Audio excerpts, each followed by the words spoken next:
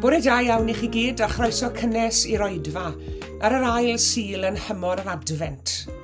I ni cynnau'r cynwyllau sydd ar dorch yr Adfent yn ystod y siliau hyn yn arwain I fyny tuag at y Nadolig. Y sil diwetha fe gynheuwyd canwyll gobaith. Heddi I ni'n cynnau canwyll heddwch.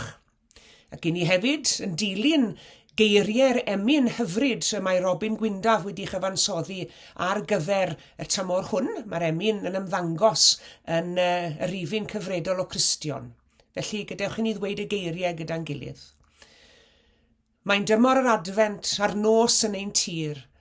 Goleuwn y ganwyll sy'n twynnu mor glir. Mae'n ganwyll ein gobaith ac Iesu fab Duw yn rhoi ni'r golau i'n harwain I fyw. Mae eto yn Adfent a'r ganwyll o hyd, goleuo mae hon yn hewyllwch y byd. Mae'n ganwyll ein heddwch ac Iesu fab Duw yn dywysog tangnefedd i'n dysgu I fyw.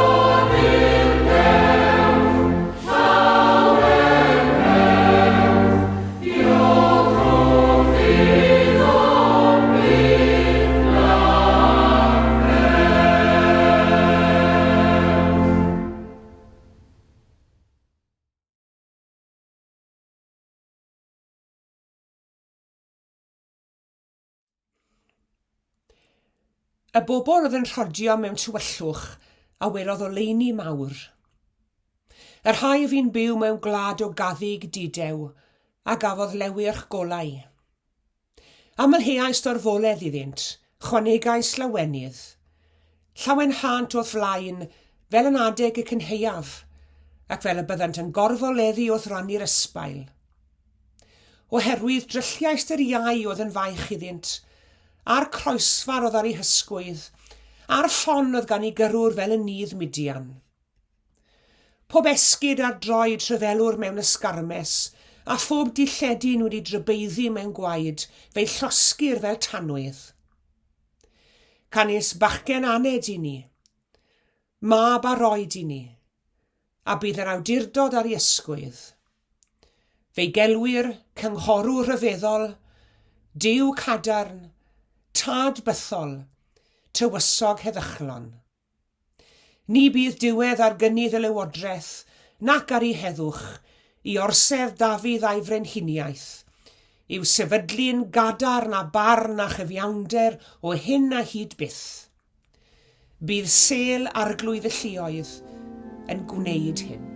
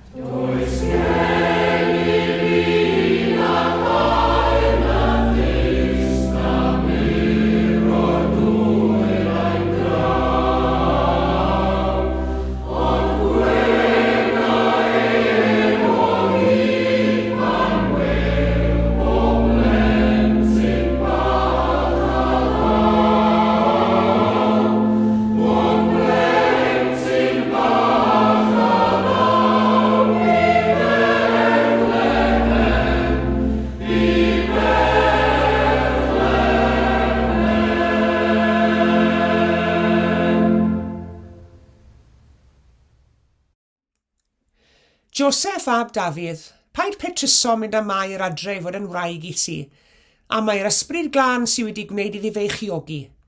Bachgen fydd i'n ei gael, rwy ti roi'r enw Iesu iddo, a mae fe fydd yn achub i bobl o'i pechodau. Geiriau'r angel i Joseph sy'n cael ei cofnodi yn y bennod gyntaf o Efengil Matthew.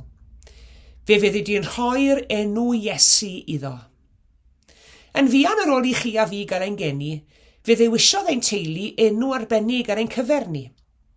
Ond i chi'n gwybod beth yw ystyr eich enw chi tybed?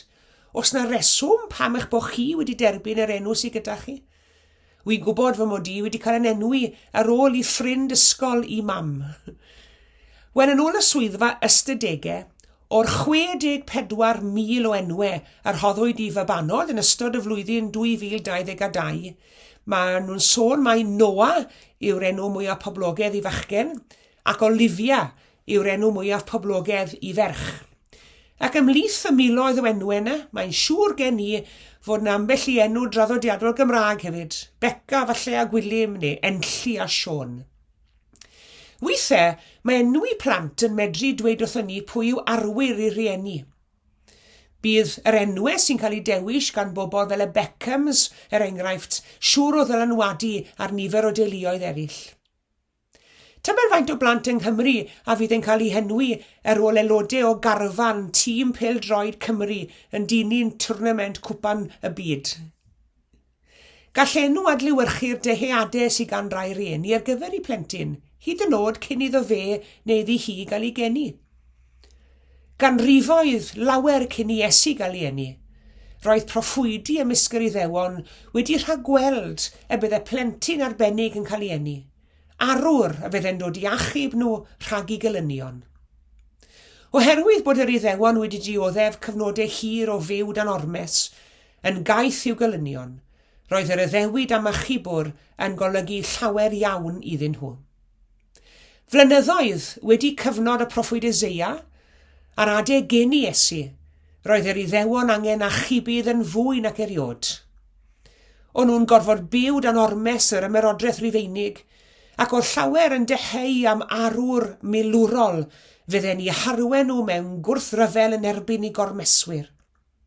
Ond y gwir yw, roedd angen mwy nac achubydd gwleidyddol arnyn nhw. Oedd angen rhywun fydde'n dod â phobl yn ôl at Dduw arnyn nhw. Roedd crefydd wedi mynd â fater o geisio cadw Duw yn hapus drwy gadw rheolau, yn hytrach na mwynhau perthynas iach ag e. Roedd arweinwyr crefyddol y dydd yn rhoi pwyslais ar gadw rheolau yma'n fanwl, yn lle annog pobl i gael perthynas go iawn â Duw. Pan gafodd Joseph wybod mai Iesu oedd yr enw oedd i'w roi i'w blentyn gyda Mair, oedd e'n gwybod fod gyr enw Hebraeg hwnnw yn dod o gyfuniad o eiriau oedd yn golygu mae ein Duw ni yn achub. Yn y babi bach yma, roedd holl ddeheuadau a gobeithio yn yr Iddewon dros y canrifoedd yn mynd i gael ei gwireddu. Ac un o'r proffwydi oedd wedi siarad am yr un arbennig oedd yn dod i achub oedd y proffwyd Eseia wrth gwrs. Yn oratorio enwog handel y Meseia, mae yna gan fawryddog a chofiadw iawn sy'n defnyddio'r geiriau o'r 9 bennod o lyfr y proffwyd Eseia. Geiriau sy'n rhagfynegu dyfodiad y Meseia. For unto us a child is born, bachgen aned droson ni. Ac mae Eseia yn cyflwyno nifer o enwau neu deitlau fydd yn cael ei rhoi i'r achubwr yma. Nifer fawr ohonyn nhw.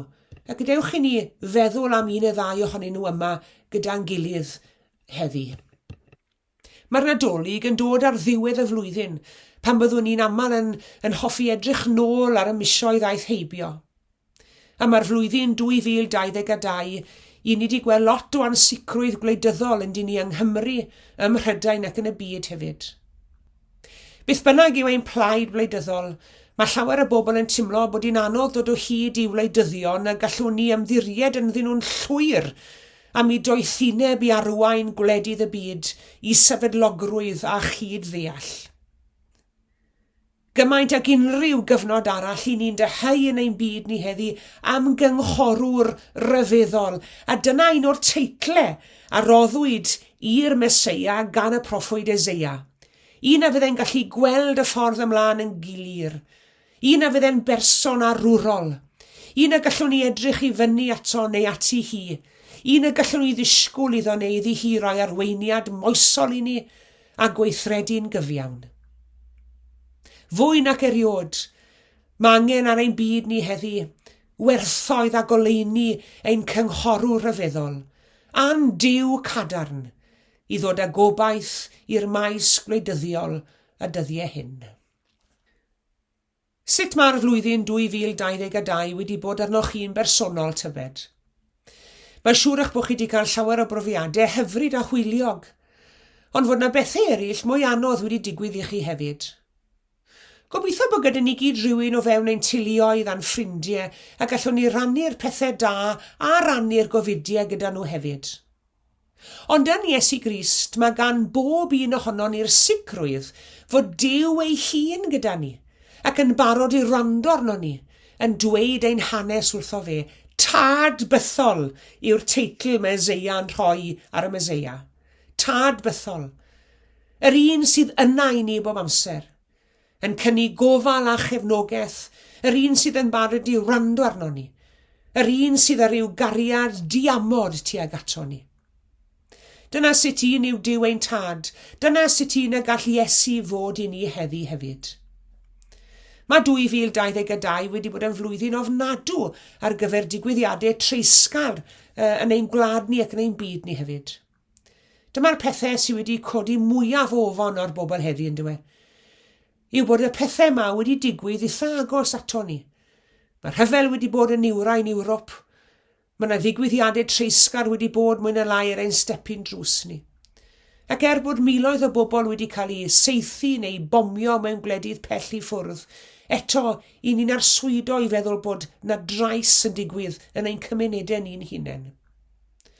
I ni'n gwybod am gymaint o arweinwyr sydd wedi ffafrio'u pobl i hunain drwy ymosod ar bobl eraill, ac i ni wedi gweld arlywydd sawl gwlad yn ni, yn ceisio dangos awdurdod a grym wrth fygwth defnyddio arfau niwclear.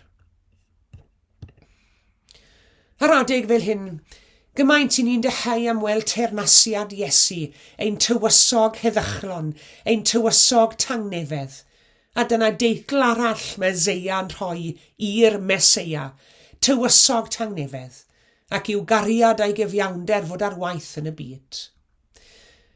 Falle bod 2022 wedi bod yn flwyddyn lle oedd angen achubwr gwleidyddol, ond fel ar adeg geni Iesu Grist, i ni hefyd mewn angen rhywun sydd yn medru dod â phob un yn ôl at Dduw yndyn ni. Nad i ni'n gyfrifol yn union gyrchol am ladd a dinistrio, mae pob un ohono ni wedi crwydro oddi wrth Dduw rhywbryd neu gilydd. Pob un ohono ni'n methu byw'r bywydau o gariad a chyfiawnder a gwirionedd a fwriadwyd Duw ar ein cyfer ni. Ac yn ein ffordd ni'n hunain, i ni gyd rili yn ni wedi cyfrannu at drysthau a bechanu bobl drwy agweddau cas a geiriau angyredig a gweithredoedd hunanol. A fedrwn ni fyth adelio ar ein pen yn hunain gyda'r pethau hyn sydd o le ar ein byd ni. Dyw'n hymdrechio ni'n hunain ddim yn ddigon. Mae angen dechrau newydd arno ni. Mae angen person newydd arno ni. Yn set gyrw'r ein bywydau. A gwachodd Iesu o'r newydd i fod yng nghanol ein ffordd o fyw ac wrth y lliw. Yn y doli cyntaf hwnnw daeth bugeilied, pobl y cyrion i cyfnod. Fe ddaethon nhw yn dod i weld Iesu a dathlu gyda'i deulu. Pobl oedd rhain heb dir nag eiddo. Pobl oedd neb yn ei parchu chwaith i fod yn onest. Fe ddaeth gwir disgeidig o'r dwyrain hefyd, gyda'i haddysg a'i trysorau a'i harian. Pobl fel anwadol yn ei cylchoedd cyfforddus. Pobl oedd yn medru fforddio rhegion drud, air a thysymur i gyflwyno i'r baban Iesu. Pa fath o bobl mae Iesu eisiau fel i ddilynwyr heddi tybed? Ai pobl o un genedl arbennig, neu o gefndir arbennig? Wel, dim o gwbl. Ai bobl o ryw ddosbarth arbennig neu ryw lefel addysgol arbennig? Dim o gwbl.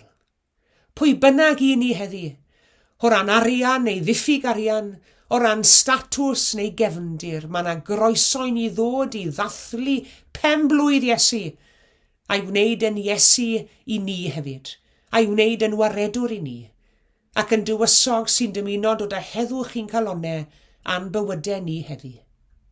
A'i phwy bynnag i ni, a beth bynnag yw'r pethau i ni wedi meddwl neu wedi eu teimlo, wedi dweud ac wedi gwneud, mae gariad ef tuag ato ni a'i groeso i ni yr union yr un fath. Gelwir ef Iesu, and mae ef a fydd yn gwaredu pobl o'i pechodau. Amen.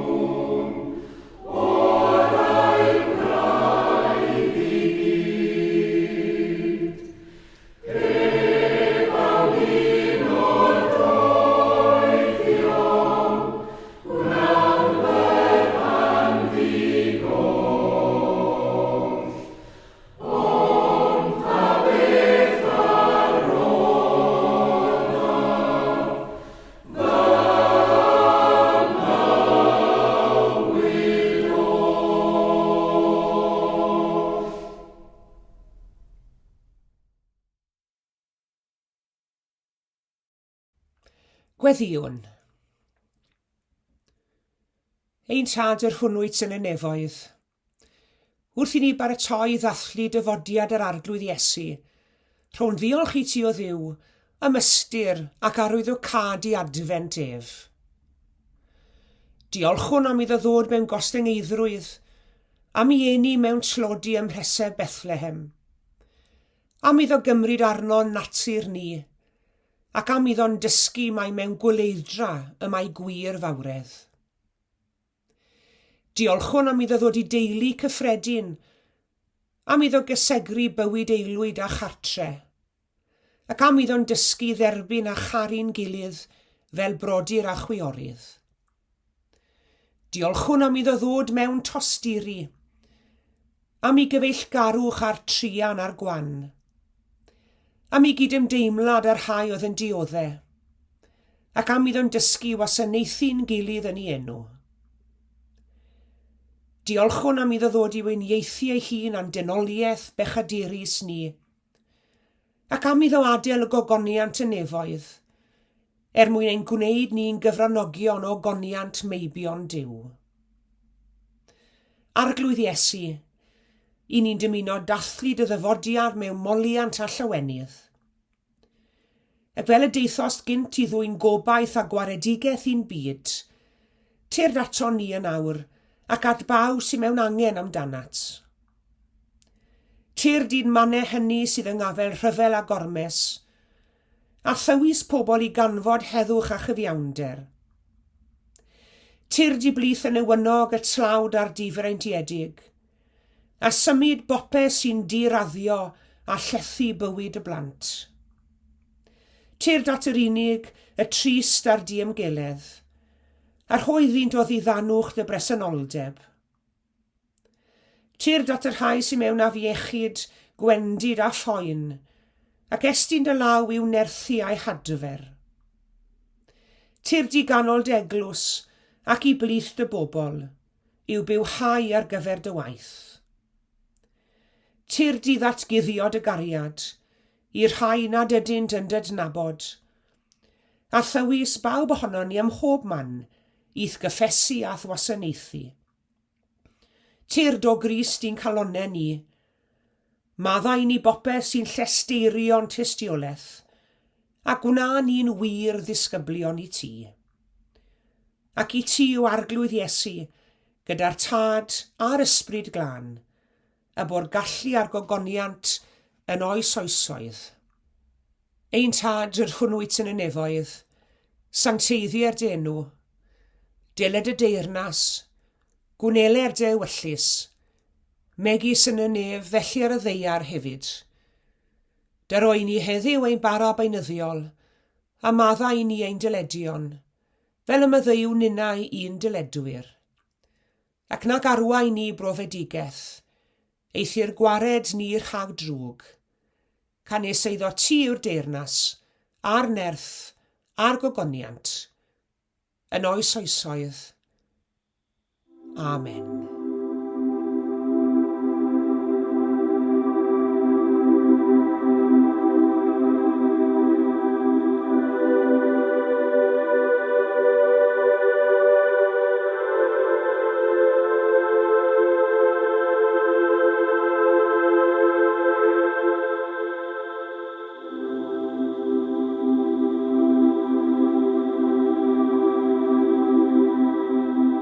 Diolch yn fawr iawn I chi gyd am eich cwmni yn yr oedfa heddi. Tan y Sul nesaf, cadwch yn ddiogel ac yn iach. A gras ein harglwydd Iesu Grist a chariad Duw a chymdeithas yr ysbryd glân, a fyddo gyda ni a phawb sydd yn anwylini, o'r awr hon ac hyd yn oes oesoedd. Amen.